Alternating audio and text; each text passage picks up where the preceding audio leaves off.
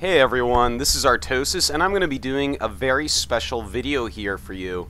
Let me explain what it is. Basically, a lot of people have been asking me to do commentaries of my own games, and I'm not really sure how to do that. I can't really pretend to sound excited. I think what people are looking for is maybe something that explains, what I'm doing, what I'm thinking about, that type of thing. So I'm going to give this one a try, and everyone please let me know in the comments if this is what you're looking for, and I guess I'll just switch it up from there. So basically, let me explain a few things. First off, yes, I am a Zerg player, but recently I have been using Protoss. I wanted to learn another race, and eventually I'll probably go ahead and learn Terran as well. And also, right now, Zerg is having a very hard time once again. Like it or not, that's actually the truth. It is very hard to win with Zerg right now. You can even see it in the results of tournaments. And it's a little bit frustrating, so I decided, you know what, I'm going to give Protoss a shot. I don't have a lot of time to play right now because I'm commentating a whole lot of GSL. Excuse me. I'm commentating a whole lot of GSL. I'm working a real lot. So this is just a good time to relax, try another race, practice it.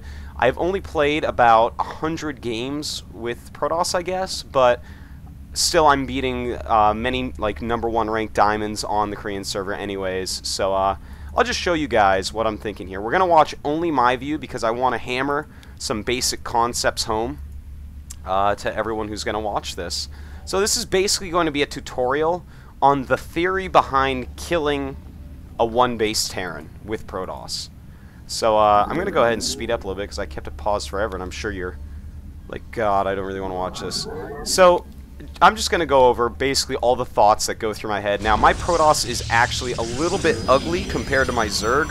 I've played, thousands of games of Zerg. I've spent countless hours discussing Zerg play with other top Zerg players. I've spent so much time just thinking about it on my own. So my Zerg is really, really refined. It's quite good. My Protoss is going to look a little bit more sloppy because in-game I actually have to think, okay, what do I actually want to do? It's not reactionary like it is with Zerg at this point. I don't fully get every matchup with the depth that I understand Zerg, but I'm getting there. So anyways, my theory should be pretty sound. Now notice, first off, I scout after the gateway. I can't imagine a reason why I'd want to scout before unless I was really into probe harassment. I'm not so much into it in this game because it's so easy to catch a probe with SCVs. Notice I will pass by the Zelnaga Watchtower. It's just, there's really no reason not to. You correct your scout pattern. If you don't tell it to go by, the probe will literally walk right here and save less than like 1/10 of a second. Just tell it to go by there.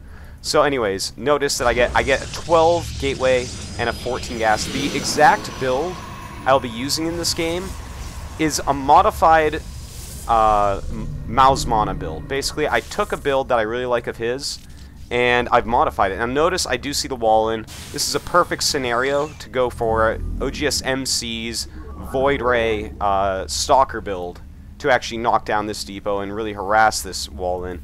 But I decided that I would play this game specifically for a video on YouTube and show everyone how to play a very safe scouting game where you can actually just crush your opponent for all-inning you. So anyways, notice my super fast second gas.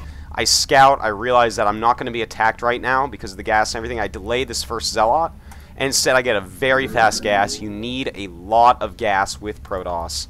And of course the very quick cybernetic score. So as I was saying, hold on, the probe is about to die, but let's take a look at what I see. I've seen one gas, one guys with no gas, one barracks, no add-ons, 2 depots, and then we have a factory going up. There's 2 Marines chasing my probe. So that's the information that I have right now. I realize he's teching. I have to think, okay, what are the possible build orders that this Terran player could actually be doing right now? He could be going for Banshees. He could be going for a Raven build. Both those, the gas is just a little bit late on, I think. A lot of times we see Terrans get it a little bit quicker, but that's fine. He can absolutely still do that. Also, another build I have to keep in mind is going to be the Marine tank build, which is actually gaining a lot of popularity on the Korean server. You use a bunch of Marines and siege tanks, you get down to the Protoss base as quickly as possible, you build bunkers, and you siege tank push up. It's actually pretty hard to fight against, so those are the things that are going through my mind right now as my probe is about to die. Now let me explain my build order just a little bit. You may have seen some replays of Mausmana or some commentated games I did of him, where he goes Gateway, Robotics, gateway and then makes an observer, expands as after the observer pops out, makes another observer, and just counters what his opponent sees. Now, I use that build a lot in my game so far, and against good opponents, it does quite well, but if people do some of these builds like the Marine tank one base attack, you are going to die. So I have modified it just slightly. I make a few more units. I don't get my Nexus up until they actually, until I actually scout the Terran. So anyways, that's information I have on Terran right now. Let's fast forward a little bit and look at my decisions here. Notice that instead of a sentry, I have switched to a stalker. I actually started a sentry, then thought, is this the right unit? Is this the unit that I want right now? And the answer is absolutely not. There's no reason for me to get a sentry right this moment. A stalker will do fine. That's going to help me to get my robotics up quicker because it is very gas heavy, and I don't need the sentry because I've already seen there's a very fast factory. There aren't going to be Marines and or Marauders at my ramp, at least for a little bit, so I don't need that quicker sentry. I can do the stalker instead. Notice I'm also getting the warp gate because that is like the best upgrade in the whole game. Alright, so and this was actually a little mistake. My second pylon should have been up here for this scenario, because I could have already started my robotics, so I've actually really messed up here. As I said, my Protoss is not as fluid as my Zerg yet. Instead, my second pylon is down here. I made it there to save mining time, to not walk as far away. But this is just something I'm going to have to think of in the future as I improve my Protoss to do something like this, because I don't want the robotics near my other tech. You want to spread that out. You don't want it somewhere stupid like up here where he can walk over with a medevac and Marauders and stuff and just shoot it. But you do want it in such a location that's going to be a little bit harder to get it all in on one scan. That's something very important. There's absolutely no reason ever not to do that, so do it. Alright, so we see I have a little bit late robotics. This could have been reasonably quicker if I had made my second pylon correctly. Of course, if I had gotten the sentry, this would have been the exact timing of it. That's what I'm used to. But as I try to improve my Protoss, I'm doing things like popping out the stalker when I realize I don't need the sentry. Now notice I get the second gateway. I'd like to point out what I'm doing here as well. I'm taking over the Xel'Naga watchtowers. Now this SCV, of course, was sitting here taking it, and the Zealot, along with the sentry, will clean up. I do not want to be scouted, so you'll actually see me chrono boost this in a second. But let me talk about Xel'Naga Caverns specifically taking these watchtowers. I'm going to go ahead and put the Zealot at the one further away from the Terran, and the Stalker at the one closer to the Terran. Now, the Zealot has a similar move speed to Marines and Marauders, so he will be able to get away. He's closer to the main base, whereas the Stalker is quicker. He can run away quicker. There's no reason for me not to take these at this moment. So yeah, that's why I'm taking those. So we see the robotics coming up. This is already taking a lot of damage from my Zealot, and there we go. I chrono boosted out that sentry to make sure that I could kill the SCV. It's worth the chrono boost to make it so he does not see that I'm going for robotics with that SCV. So now, notice I go up here and I lay that pylon down. That's for a few reasons. For instance, if he were to just send a bunch of, you know, Marines out suddenly, I might want to warp in a Zealot and send it into the main base. Also, this is going to help me to scout when he's making his command center. On the other hand, the probe is sitting here to see any units moving out. Now, my observer is going to go in. I, of course, see that SCV, so I'm going to try to kill it. And, alright, let's take a look. Hey, pause. Alright, there we go. Let's take a look at what my observer's seeing. I've seen a second refinery, a couple bunkers, which tell me, okay, he teched up really fast. He doesn't have a ton of units right now. Third barracks going up. We see all sorts of add-ons to the barracks, which means this is going to be an all-in-one base play. Now, this is why I've changed the build from what Mana does. Mana would already have the Nexus making before the Observer gets in there. As is, this is a scary build to go against if you're going to do that. And in fact, you'd probably have to cancel the Nexus, sit on your ramp, and it would become this kind of dirty, gross game. As is, without making that Nexus, I've made a few extra units, and this is actually the amount of extra units that I need right now. I'm already getting my energy for my sentries. I'm safe. Now, if my Observer, when it gets here, sees that, oh, it's a command center, okay, I have enough minerals now that I can go ahead and I can make that Nexus. But as is, I'm playing very safe. Everyone in StarCraft 2 seems to all in right now. So that's my thought process there. So the Observer going to scout, and it's going to be important for me to see exactly what he makes out of here. Of course, I can't see in the actual game. He did see my Observer there, so as we see, he actually canceled the Banshee. And, okay, so let's take a look. Now, this is, when you see the mini barracks plus the starport, this is going to mean a Raven build. Okay, it's not just going to be Banshees, and even if it is, it's fine. You're going to be able to counter this in a similar way. First off, I would like to point out he is thrown in a Banshee, but I do have at home the second Observer. I always make a second Observer. You should too if you want to play very, very safe. And I do have some Stalkers, so I'll be able to take that out, even if I do it a little sloppy, because, well, my Protoss still isn't all that good. But anyways, the way I'm going to counter a one base all in, now I always talk about how much I hate Colossus off of 1 or 2 bases, and I absolutely do, but I've already gone robotics tech, and the thing is, he's all-inning right now. So I'm going to go ahead and do a very defensive build with 1 base Colossus. Basically, I'm going to use my gas on my Colossus, I'm going to use any minerals on Zealots. Notice that I'm getting a 3rd warp gate. This is so when the attack actually occurs, I can make a ton of units to make sure that I live through it no matter what. Because the Terran, I mean, he has a decent amount of tech, but what I want to do here is live. Too many Protosses just sit there and say, okay, well, I'm not going to scout enough. I'm just going to kind of expand and play it by ear and see what happens. And we see a lot of random losses from Protosses to ridiculous 1 base all-ins from Terran. That doesn't have to happen. You can actually just use Chrono Boost, get out Colossus, and that's going to help you against the early gateway units so much. The reason why it's better off in 1 base versus 1 base than 2 base versus 2 base, Terran actually gets so many barracks and such a good economy with double mules coming down, a ton of SCVs, 2 mining locations, that they can spread out a ton of Marauders and just keep refilling them. 1 base versus 1 base, though, he's going to be much more limited in what he does. Of course, I am as well, but I'm playing the defensive scouting game, so yeah, that's, I mean, I don't know what else I can really say about it at this point. So we see he's already gotten the cloak.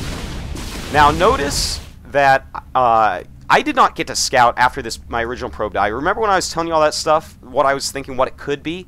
I didn't see the second gas. So I'm like, well, I don't think it's as likely it's going to be Banshee. More likely maybe the siege tank marine attack. But I went to Observer anyways because I don't know. I just don't know. You have to go for one of these builds that can actually defend against something like this. You could go Stargate and get a quick Phoenix out to check. You could go with my build here and get a quick Observer out to check. But all too often we see Protosses that are just like, oh, it's probably not Banshee, so they don't get anything that can actually check in time to save them. And if they don't, this Banshee basically ends the game. Look how much energy it has. If I didn't have this Observer, this thing would get an unbelievable amount of probe kills.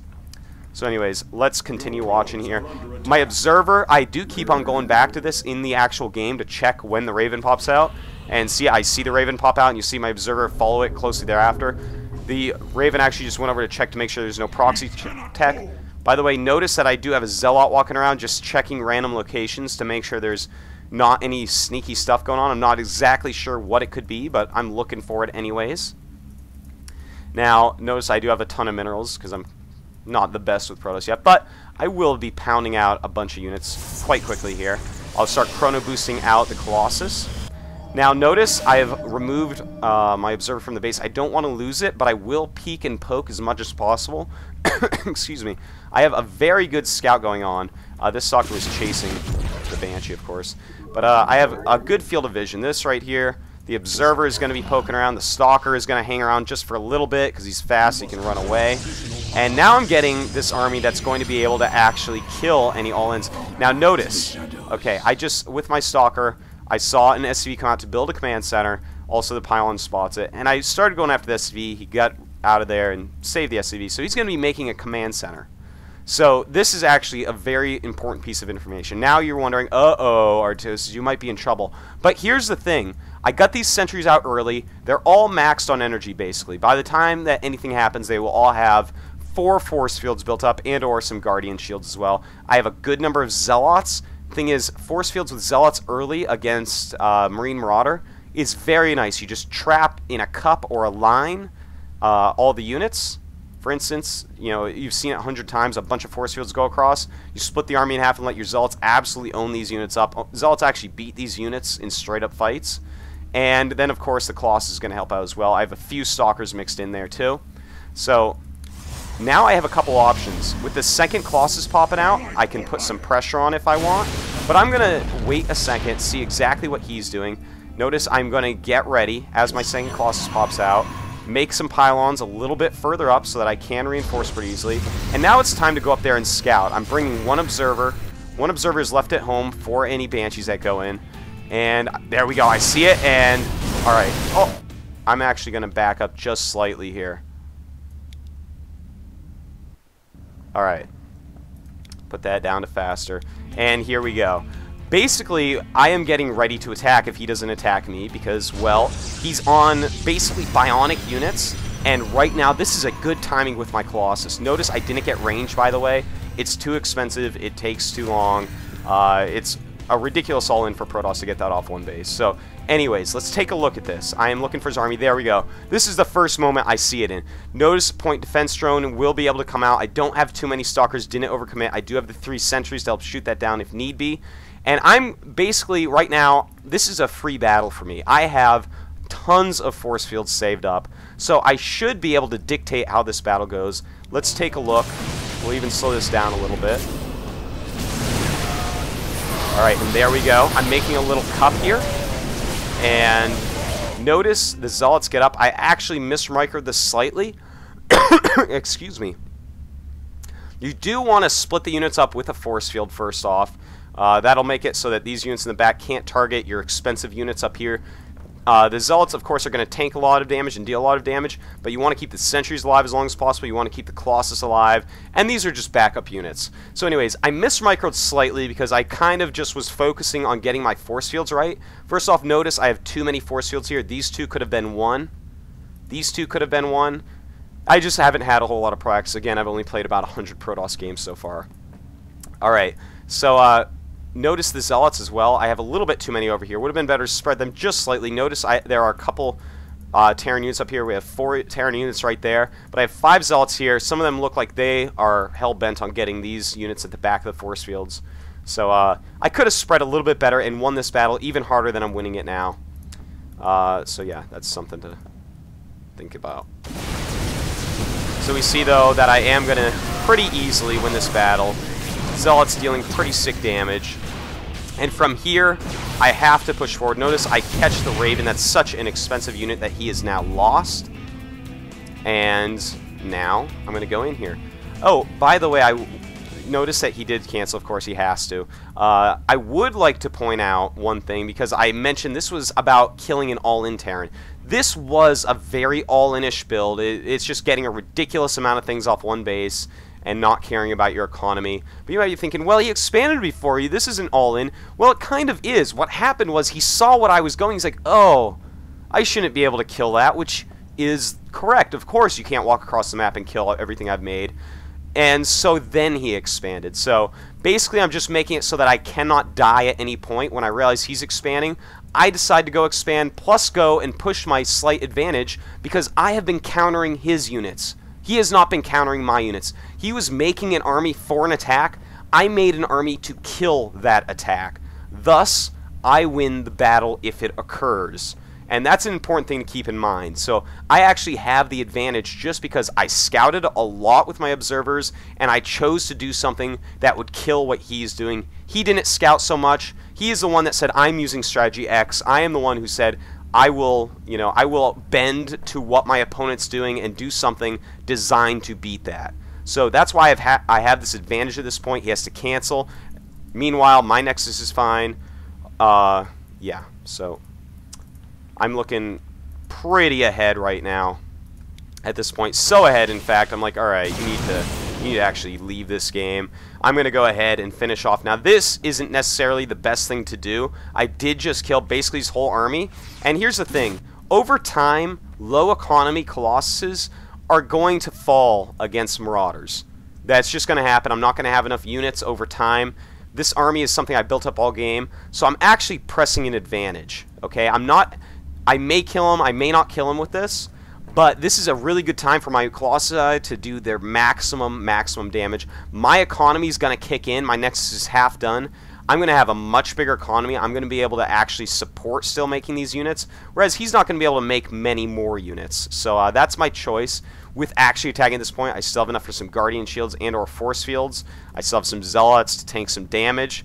So that's why I'm attacking here, as opposed to just getting further ahead. This is one way in some specific circumstances that you can get further ahead by killing more of his army. So let's take a look at this battle, how it goes down. Notice he does not have too fearsome army, a good amount of Marauders. I do make that force here, that's going to slow units. Notice the Zealots do come down and start blocking. I could have microed that a little bit better in retrospect. I could have moved some Zealots down a little bit more, trapped a few more Marauders up here and gotten some more free kills. By the way, in the meantime, there's a Banshee killing off probes. Doesn't really matter, I've gotten so far ahead at this point, but I do have units sitting around, just not well placed. You may be wondering, why did you make sentries at home? That's not even for force field, that's actually just because I have extra gas at this point, because I was spending mineral heavy on making a Nexus, and some additional stalkers that I was going to rally in, but I forgot to. So that's why I'm making the sentry, just because I have that extra gas, and I realize that if I lose this attack, if this attack doesn't kill off a lot of units, the sentries are going to be a pivotal part of my defense. I'm going to have to force field off wherever he attacks through, and use some Zealots and Stalkers to kill it with. So that's why I've made those. Now let's take a look here. We can put this back up to excuse me, normal speed. You notice the SCVs coming out. When the SCVs come out, that's when you know that the guy is in a lot of trouble. And I will end up losing my Colossi, but they've done sick damage at this point. In fact, if we look at the unit counting station, even though he's just killed like a ton of my probes, like 20 probes, that stupid thing, I still have a decent amount of probes. He doesn't really have much of anything. And, yeah, I have the Nexus up, so at this point I finally chase out that Banshee that got way too many kills because I'm just a little bit sloppy still with my Protoss. And there's not much of a chance from it at this point. Even though I lost all those probes, I have the double Nexus, so my economy is actually going to come back a lot quicker. Notice that I did, again, break my own rule by going up the ramp and actually attacking. I'm not perfect. But I did want to press that advantage as well as I could. Now he has to remake his army, basically. I killed off pretty much his entire army. I had like 2 Marauders left that were in the yellow and red at the end. So right now I have time to probe up a little bit, get a decent economy going, and pump out some additional units. You're going to see a Colossus coming out. But notice I am scouting again. This is very important. I have to see, is he going to go for a long game by making a command center, or is he just going to all in me? So here we go. I'm going to fly over here. No command center. That's the first thing I check. Second thing, what is this army composition? A bunch of Marauders, 1 Marine. So I see so many Marauders here. Now, what do? I switch to Immortal production. I do have the 1 Colossus, but Immortals are actually going to do very well. They're going to build a little bit quicker. They're going to be a little bit cheaper. And now my Observer is just going to fall. I realize, okay, this guy, he's just going to all in from here. This is not a good position for him. He realizes it. I have a Nexus up. This is his timing to try to take it. Now, those sentries I made at home are going to be absolutely crucial. Notice I have 6 sentries. They have really good energy. I'm warping in mostly Zealots right now. I do have a few Stalkers and a Colossus to help out. But here comes the Immortal. That's the important part. Now, we see him coming down. And notice I have 2 Observers. All I have to do at this point is win this battle. So that's all I'm going to concentrate on. Notice I'm still warping units as they come. I'm going to move my Observers to see exactly how he comes in. You don't want to just fall around because he can suddenly stim and go the other way. You're not going to have full vision. Notice I have full vision of the area where we're going to do battle. I know exactly where he's going to go in. I'm warping in mostly Zealots once again because I did have these sentries. I gave them time to get some extra energy. And the Zealots are going to kill the Marauders as long as the Marauders can't micro against them. So let's go ahead and take a look here at this battle, how it goes down. He's deciding coming through this way, and here we go. I'm going to have to get some good force fields. There we go. And I trap everything in there. He does target that down. The Immortal's going to do insane damage in this battle. I'm so thankful I actually got an Immortal there. Making a few more Zealots. This is actually a terrible force field, as you see. I made too many. I overthought the situation. But I will still hold it relatively easily. I have the Immortal, which has gotten 4 kills, 5 kills now, but done sick damage as well. And then I have enough other units, and I can just pump out some more. So that is going to be about that. And yeah, he's obviously going to GG from here. Just rallying down these units. And as you see, I just keep on making more and more units. And GG, that's it. So this was my little tutorial. A lot of people have been asking me to cast my own games. Again, I am a Zerg player, but I'm playing Protoss recently. It's a lot sloppier than my Zerg, not as good yet, but still, this was a game at like 3,000 on the Korean server or whatever in Diamond, so still reasonably good opponents. A little tutorial on the mindset behind stopping a one-basing Terran. So I hope you all enjoyed it. If this is the type of video that people have been asking for, because so many people have been asking for me to cast some of my own games, let me know. If you were thinking something slightly different, let me know that as well. I don't care exactly which ones I make. I love to talk about StarCraft and share my knowledge and passion with you. So just let me know about that. Hope you enjoyed. Thank you so much for watching, and see you later.